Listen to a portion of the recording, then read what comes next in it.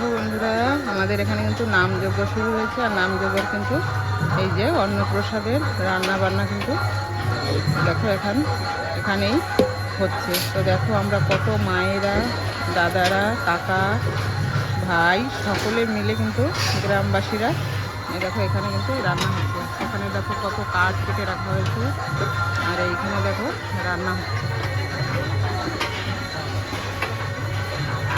অপূর্ব সুন্দর এক মধুর মিলনের সময় 3 দিন যাপিত এই কীর্তন, নাম কীর্তন, অনামা জপের নাম এইভাবেই কিন্তু হতে থাকবে।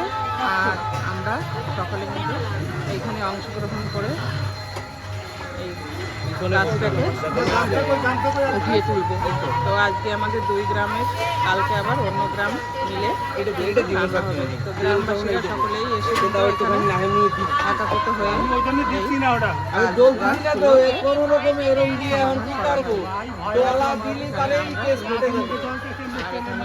নানান রকমের সবজি বানিয়ে এখানে আনা হয়েছে। আর ওই পাশটায় সমস্ত সবজি ওখানে বানানো হচ্ছে। তো আজকে দুপুরে রান্নায় রয়েছে ডাল, লাউয়ের ঘন্ট, একটা নিরামিষ সবজি, আমের চাটনি আর ভাত। বন্ধুরা সঙ্গে থেকো, তোমাদের আরও কিছু আমি বলতে পারলে। আজ দেখো সামনে কিন্তু সুন্দর আমাদের এখানে মতুয়া সম্প্রদায়ের হরি মন্দির কিন্তু বানানো হয়েছে। তার ওপাশটায় রয়েছে আর একটা মন্দির, ওটা হয়েছে দুর্গা মন্দির। তার পাশে রয়েছে আর একটা মন্দির, দেখো ওটা রয়েছে শিব মন্দির। পরপর 3টে মন্দির কিন্তু একই লাইনে রয়েছে। আর পিছনে রয়েছে কৃষ্ণ মন্দির।